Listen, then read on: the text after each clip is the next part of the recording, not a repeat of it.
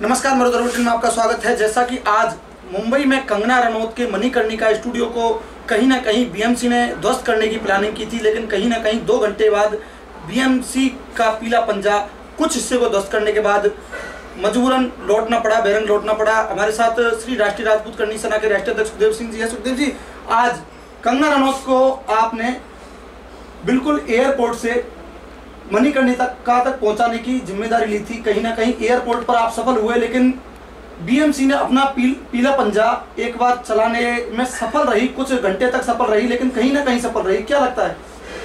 ये बगैर बताए उन्होंने किया था। अगर टाइम दे देते, जैसे कंगना टाइम दे के आई थी, इतना बजे एयरपोर्ट आऊंगी, किसी में हिम्मत हो तो रोक लेना, तो बीएमसी टाइम देती ना। 1 घंटे पहले नोटिस देते हैं, 15 मिनट पहले पुलिस वहां बीएमसी पहले आगे खड़ी हो जाती है और नोटिस देते हैं 10 बजे, 11 बजे, और 10 बजे तोड़ना शुरू कर देते हैं। 1 घंटा पहले तोड़ना शुरू कर देते हैं, 1 घंटा बाद नोटिस थमाते हैं। तो ये कौन सा जगह का कानून और कौन सी जगह का नीति है? ये कानून तो कहीं भी नहीं चलता, ये बदले की भावना से हुआ है। और मैं ये कहना चाहता हूँ कि एक भारतीय नारी ने पूरी सरकार को हिला दिया, महाराष्ट्र की को, पूरी महाराष्ट्र पुलिस को हिला दिया। और जो महाराष्ट्र पुलिस की छवि जो देश से बाहर और देश में थी, वो छवि धूमिल हुई है, निश्चित तौर पर धूमिल हुई है। और वो धूमिल किस दबाव में हो रही है? महाराष्ट्र के सीएम के दबाव में हो रही है, या महाराष्ट्र के गृह मंत्री के दबाव में हो रही है, या संजय राउत के दबाव में हो रही है? किस दबाव में महाराष्ट्र पुलिस है? जो उसकी छवि थी ना, वो धूमिल हुई है। इस मामले को लेकर सुशांत राजपूत और दिशा सालियान, इनका मर्डर हुआ है। आपने बताया सुशांत राजपूत का मर्डर हुआ है, अभी तक इसे मर्डर नहीं माना गया है, इसे सुसाइड मान रहे हैं। आप किन कारणों से मर्डर मान रहे हैं? मैं इन कारणों से मर्डर मान रहा हूं कि मैंने उसकी फोटो देखी है। कोई भी फांसी लगाएगा, हमने हजारों लाखों ऐसे केस देखे हैं, जो फांसी लगाता है उसके यहाँ फांसी टकते ही यहाँ आ जाता है, और पीछे जो ये हड्डी होती है, ये हड्डी टूट जाती है। उसकी हड्डी नहीं टूटी हुई थी, उसके निशान था, यहाँ था, और वो तार से घोट करके मारा हुआ, जैसे दम घोट करके मारते हैं, ऐसा निशान था। उसको निश्चित रूप से पहले बेहोश करके फिर मारा गया है, और फिर फांसी पे लटकाने की कोशिश की गई है। मैं आपके माध्यम से ये बहरी गूंगी सरकारों से पूछना चाहता हूं, जिन्होंने बिल्कुल आंखें बूंद ली और कानों में उंगली डाल ली, उन सरकारों से पूछना चाहता हूं कि मेरी हाइट है 5 फुट 10 इंच, और इस बेड की और इस पंखे की हाइट है 5 फुट 11 इंच। जो आप लोअर पजामा बता रहे हो, जिस पजामे से मैंने फांसी लगाई है, जिसकी चौड़ाई पजामे की कम से कम 1 बिलात से ज्यादा तो होगी, 16 इंच से ज्यादा तो होगी, तो मैं आपको बताना चाहता हूं, पजामे से फांसी लगी हो तो लटकता है तो 1, 2, 3 फुट खिंचाई के कारण बदता भी है पजामा। जो टाइट रस्सी होती है या कोई लोहे की चीज होती है, वो तो यथास्थिति रहती है, पर कपड़ा है, कपड़ा तो लवर है, लवर तो वैसे ही बदेगा खींचने से, और उसकी हाइट ज्यादा होगी। तो मैं आपको पूछना चाहता हूं, कैसे फांसी लग गया? जब मेरी हाइट 5 फुट 10 इंच है और बेड और पंखे का गैप 5 फुट 11 इंच है, तो 1 इंच में ही फांसी टक गया क्या? वो 1 इंच में ही उसने फांसी लगा करके आत्महत्या कर ली क्या? ये मेरा बेड है, मैं बेड पर हूं, इस जगह मैं फांसी टंग रहा हूं, तो फांसी टंगने के लिए स्टूल या कोई कुर्सी या टेबल कुछ तो हो, जिसके ऊपर मैं खड़ा होकर के पंखे के मान करके लटकूं और उसको पैर से गिराऊं, फिर मैं झूलूं फांसी। तो वहां उस रूम में ना कोई स्टूल थी, ना कोई कुर्सी थी, ना कोई उस पे चढ़ने का कोई साधन था। तो क्या बेड को उसने खड़ा कर लिया था? बेड को उठा करके खड़ा कर लिया था क्या? उस बेड पर चढ़ करके फिर फांसी खाई गया? तो ये तो हो ही नहीं सकता। तो ये पूरा फाल्स मामला है। और सुशांत राजपूत का मर्डर, दिशा सालियान मर्डर को लेकर के मर्डर हुआ है, उसका जो स्टेटमेंट, उसकी जो गवाही जिन लोगों के ऊपर घूम रही, क्या लगता है इसे महाराष्ट्र सरकार का हाथ है, या फिर बॉलीवुड के कोई दूसरे अन्य प्रोड्यूसरों का, या फिर किसका हाथ लग रहा है? क्या लग रहा है, किन कारणों से हुआ है, जबकि उसमें ड्रग्स वाले मामले को शामिल किया जा रहा है? मैं बता दूं आपको, अगर महाराष्ट्र सरकार का इन मर्डर से लेना देना नहीं होता, तो क्यों तो कंगना का मकान तोड़वाती बीएमसी से? क्यों संजय राउत बीएमसी से मकान तोड़वाने की बात को उन्होंने यह कहा कि ये कब्जा है। कब्जा मैं दिखाता हूं, बॉम्बे के अंदर 54,000 कब्जे रजिस्टर्ड हैं, जिनकी लिस्ट है बीएमसी के पास। एक भी तोड़ने के लिए गए क्या? कब्जा था तो 5 दिन पहले नोटिस देते, 5 घंटे पहले नोटिस देते। नोटिस 1 घंटे बाद देते हैं और 1 घंटे पहले तोड़ना शुरू कर देते हैं। कहां का न्याय है ये? कहां का न्याय है ये? तो मैं आपको ये पूछना चाहता हूं आपके माध्यम से उन सरकार से कि आप इन्वॉल्व नहीं हो तो क्यों तो कंगना का घर तुड़वा रहे हो, क्यों कंगना को धमकी दे रहे हो, क्यों संजय राउत कह रहा है उसको महाराष्ट्र में नहीं घुसने देंगे, वो तो घुस गई ना। मैंने कहा था ना, तेरी माँ ने दूध पिलाया, तुम एयरपोर्ट पे आ जाना, 2-2 हाथ करेंगे वहां एयरपोर्ट के ऊपर। नहीं आया ना वो औकात ही नहीं है, खाली राजनीतिक प्रेरित स्टेटमेंट देते हैं। यहां तो जो स्टेटमेंट दे देते हैं वो आर पार ही होता है, चाहे अंदर चाहे बाहर। मणिकर्णिका के स्टूडियो को उन्होंने राम मंदिर बताया है और संजय राउत को उन्होंने एक बाबर की उपाधि दी है। क्या लगता है ऐसी उपाधि, ये शब्द कहां तक सीमित है? अरे बाबर ने भी मंदिर तुड़वाए थे ना जी। तो पूरे मंदिर ऐसे ध्वस्त नहीं किए थे जैसे ये किए।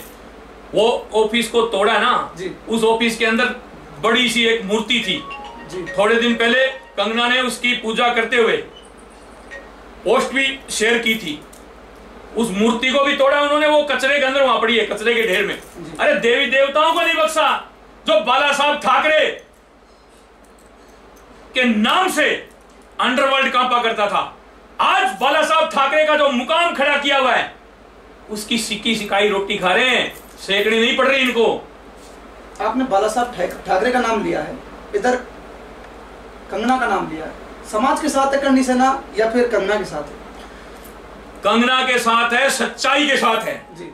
सच्चाई को लेकर के कंगना ने स्टेटमेंट दिया और ये स्टेटमेंट कंगना ने अब दिया है, वो हमने मां पद्मावती के समय भी दिया था। भाई अंडरवर्ल्ड और बॉलीवुड की जो सांठगांठ है उसको खत्म किया जाए, अंडरवर्ल्ड और बॉलीवुड की सांठगांठ को खत्म किया जाए।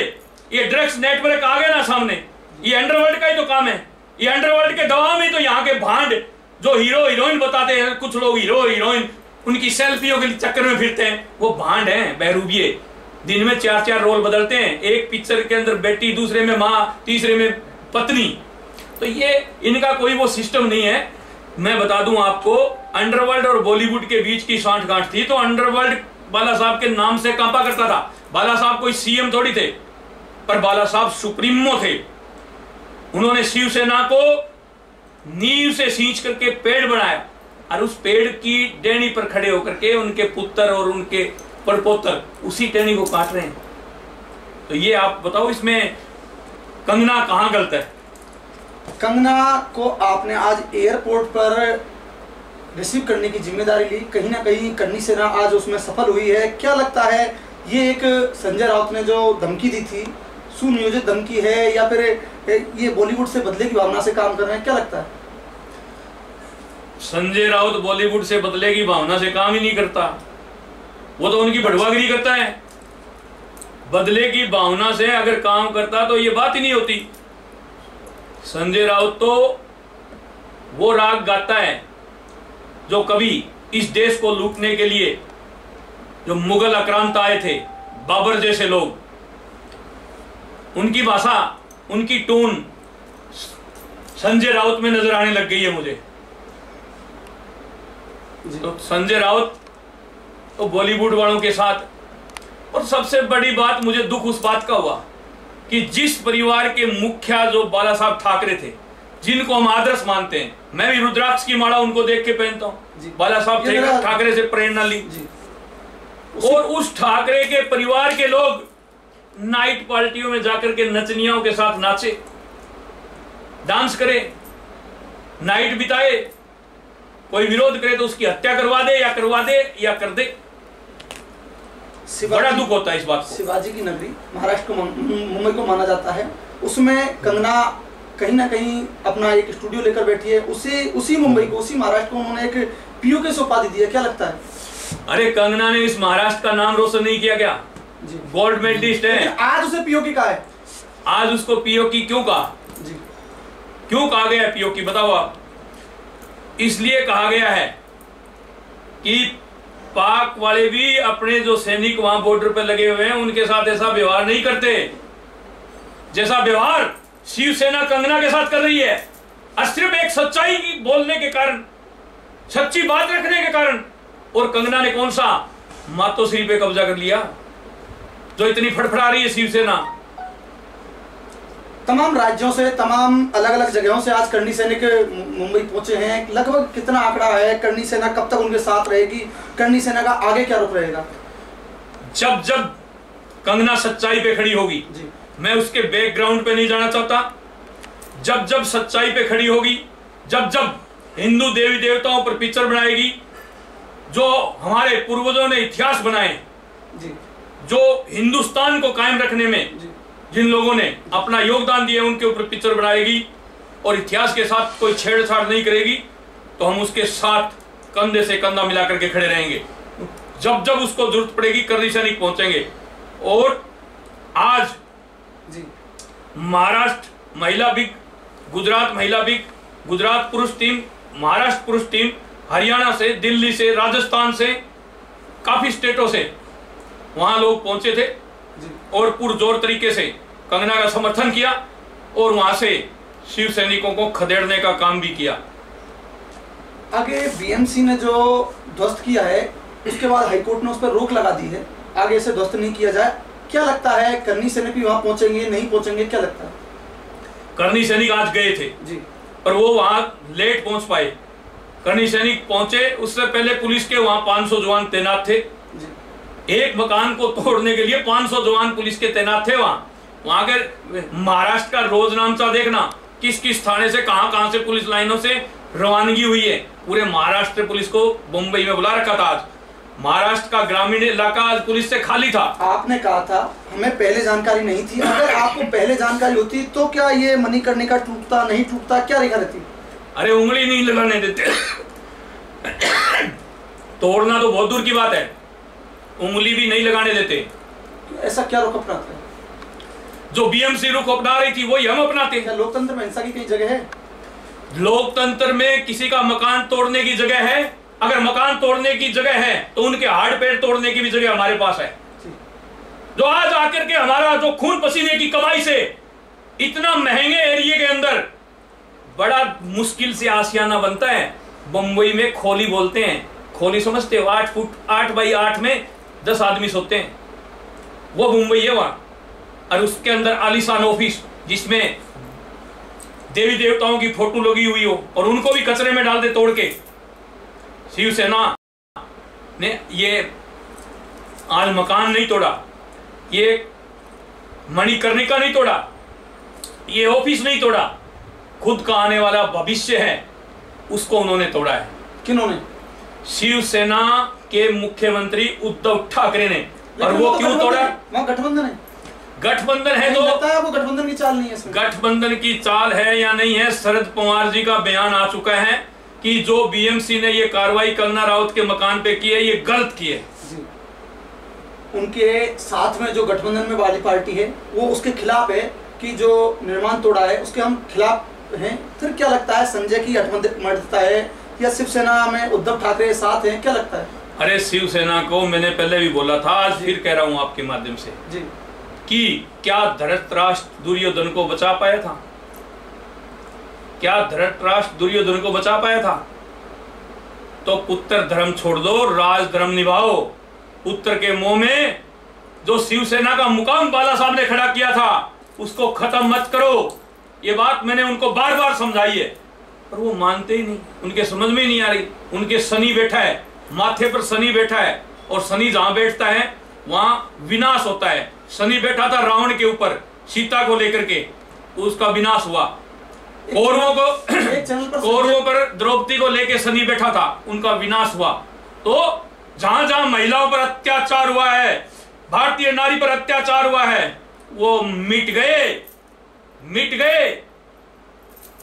एक चैनल पर अभी आपने खुले में संजय राउत को धमकी दी है, दिल्ली आने पर हम उन्हें देख लेंगे, क्या है? अरे संजय राउत कौन है? संजय राउत है क्या? चुनाव लड़े ना, आए ना, चुनाव लड़े, वोटों से जनप्रतिनिधियों जीत के जाए, देख लेंगे राज्यसभा जाता है या संसद में जाता है या विधायक बनता है। दिल्ली आने पर आपने धमकी दी? दिल्ली आने पर ये इसलिए धमकी दी है कि उसने कहा था ना कंगना महाराष्ट्र में पैर नहीं रख पाएगी, तो हम कह रहे हैं दिल्ली आ, बड़े धूमधाम से तेरा स्वागत करेंगे।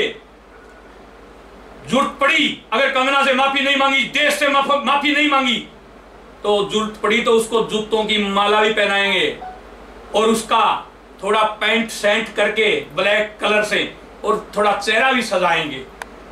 दिल्ली आए तो सही, वो दिल्ली हमारी टीम जाकर के आई थी उसके घर पर गार्ड मिला वहां से पहले फुर हो गया। कहीं ना कहीं हमारे साथ सुखदेव जी रहे थे जिन्होंने कहा था कि संजय राउत दिल्ली आएगा और जरूरत पड़ी तो हम उन्हें जूतों की माला भी पहनाएंगे। इसी के साथ आज के फेसबुक लाइव में इतना ही। किसी और कार्यक्रम पे होंगे बहुत जल्द। देखते रहिए मनोरंजन बुलेटिन।